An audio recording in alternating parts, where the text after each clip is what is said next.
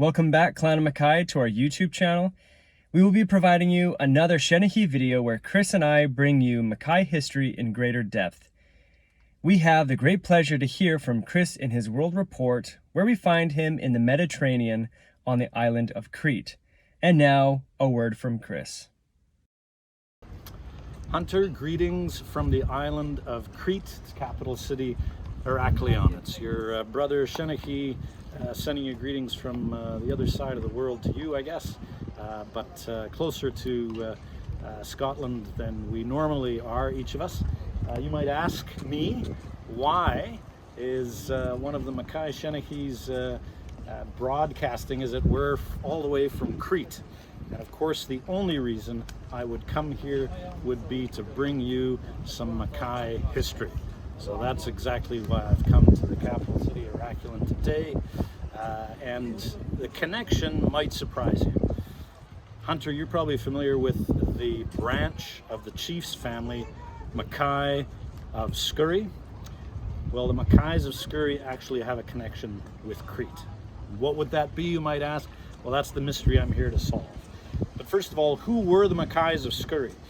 Well, Hunter, you might be able to fill in some of the genealogical details here, but what I've been able to determine is that they're a junior branch of the chief's family.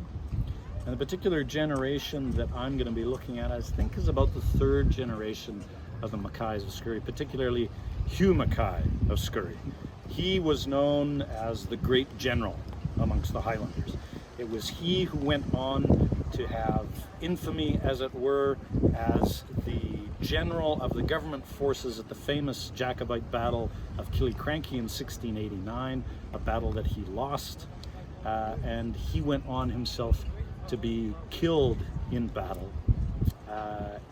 He came from a family, a large family, I think 6 siblings, you can correct me on that, Hunter, but he had about 4 brothers, and a number of them had military service. But that's Scotland. So again, the big question is, how does Mackay of Scourie somehow get connected with this beautiful city of Heraklion? So Hunter, now we've switched the view. I'm at the same harbor that we were shooting from earlier, but now behind me you can see this wonderful fort. Now this fort commands the entrance to the harbor here at Heraklion. It actually is one fort out of several bastions that surrounded the city of Heraklion about 400 years ago, which is the era in which the Mackays have the connection with this city. At that time, the city was known as Candia, or Candia. And we're talking here about the 17th century. Well, even earlier than that, around the 13th century, the whole island of Crete had become a colony of Venice. If you can believe it or not, it seems strange for a city-state such as Venice to want to have a colony here, but that historically is what they had. If we fast forward a few centuries to the 17th century, Venice became embroiled in a war with the Ottoman Empire, the Turks. And how did that come about? Well, there is the island of Malta, not too far from here in the Mediterranean Sea. And the Maltese essentially had some pirates, at least from the Turkish point of view. They attacked a Turkish vessel and took some prisoners from it, as well as some booty. And on their way back to Malta, they stopped here at Crete, a colony of Venice. From the Turkish perspective, that meant Venice was complicit in this attack, which they took great umbrage at. Seems more like an excuse for the Turks to go after their old rivals, the Venetians. So they used that as a pretext to effectively declare war on the Venetian colony of Crete, and the Turks invaded. They made their way across the island, conquering different settlements and forts until they got here to Candia, the capital, which was heavily fortified. Now, over the years, some of the fortifications had been let slide a bit, so the Venetian garrison here had to quite quickly build up the fortifications. And it wasn't a scenario where the Turks could simply sit back with their cannon and pulverize the walls to dust. What they had to do is engage in a siege, a prolonged siege, of basically digging trenches, zigzag trenches, gradually in the no man's land leading up to the walls of Candia, until they got close enough to be able to mine under the walls and place mines, explosive mines, underneath those walls to try to destroy them that way. Well, this took years and years for them to try to accomplish. The whole time, the garrison of the Venetians were firing their own artillery at the Turkish trenches, and they would send out their own sorties of troops to attack the Turks in the trenches to try to oust them from this area. Neither side was particularly successful.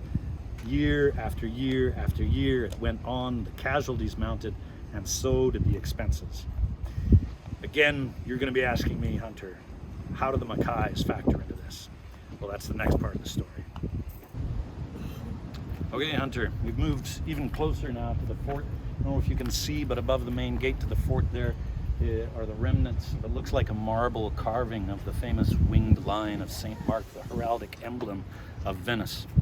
So this siege has been going on for years at this point. The Venetians are getting more and more concerned about the ability for them to hold this city of Candia. Candia falls, Crete goes with it. So they put out an appeal. Venice is in Italy, of course.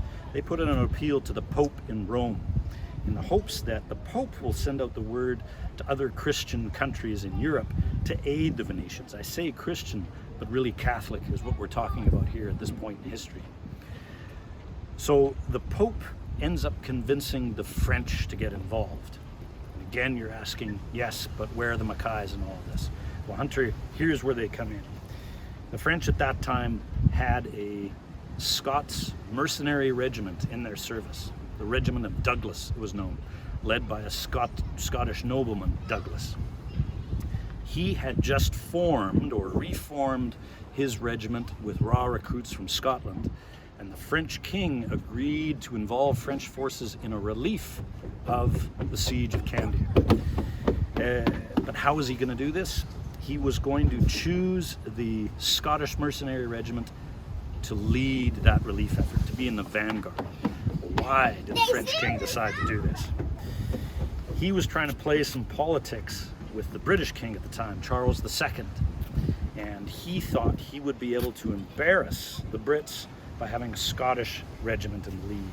Charles II was furious at this because he had diplomatic and, more importantly, trade relationships with the Ottoman Turks. So he was concerned that if the Turks saw a Scottish regiment in the vanguard of this relief force to Candia, that the Turks would cut off not only diplomatic ties, but the trade relationship with the UK. So he needed to find a way to navigate through this. Douglas himself, the leader of this regiment, was concerned because it put him in a pickle. He didn't want to disobey the French king's command, his employer's command, to lead this relief effort. Because it put his French army career at risk, and it also put his pension at risk. But he also didn't want to disobey his own king back in the UK.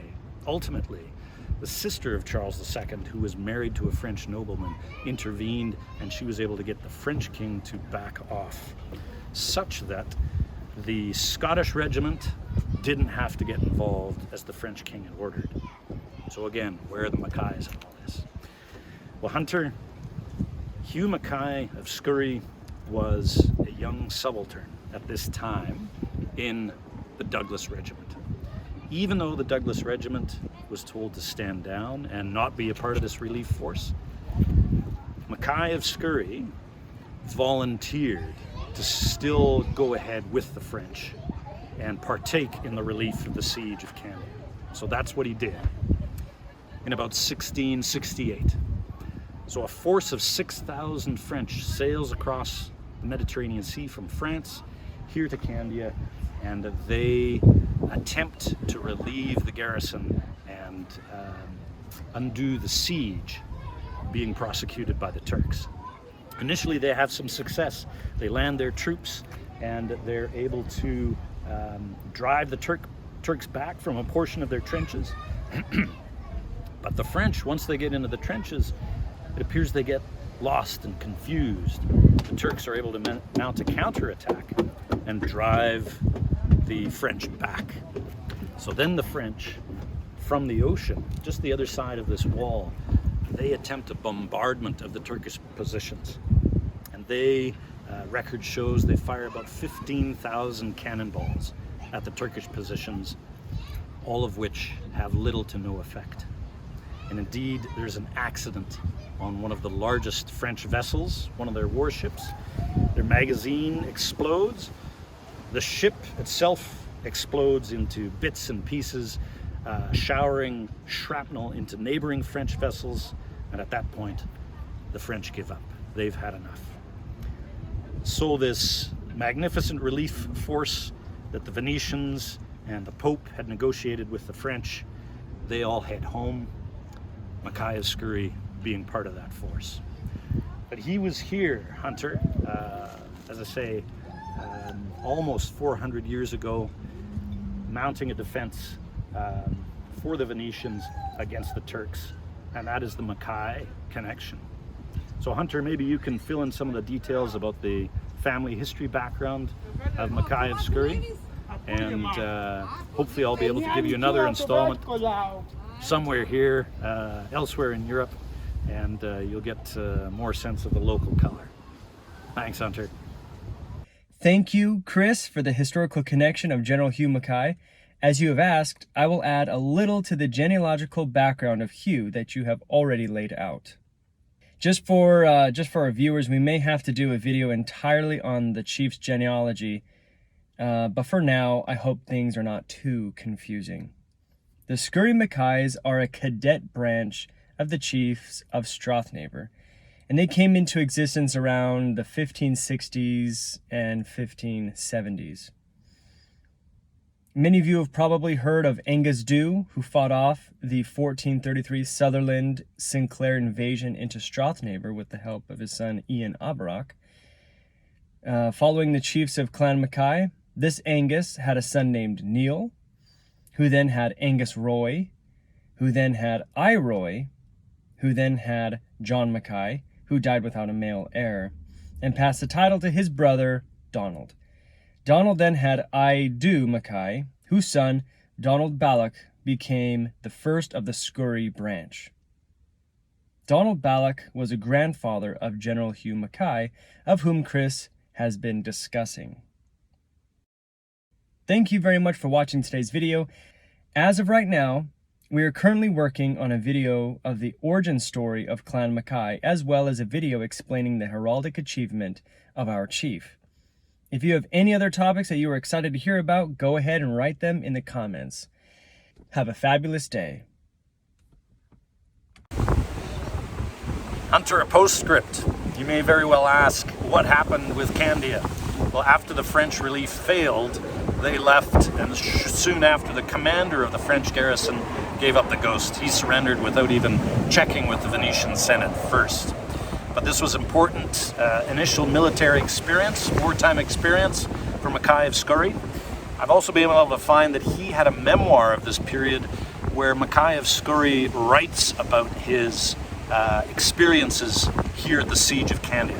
Unfortunately for us, it's all written in French, so it'll take us a little bit of time to A, find a copy of it, and B, translate it from French. Maybe some of our French-speaking Mackays out there can assist us with that. But I thought you might be curious as to what eventually happened with the Venetians in their defense of the city of Candia. Resulted in failure, my friend, and the Turks held Crete as a result.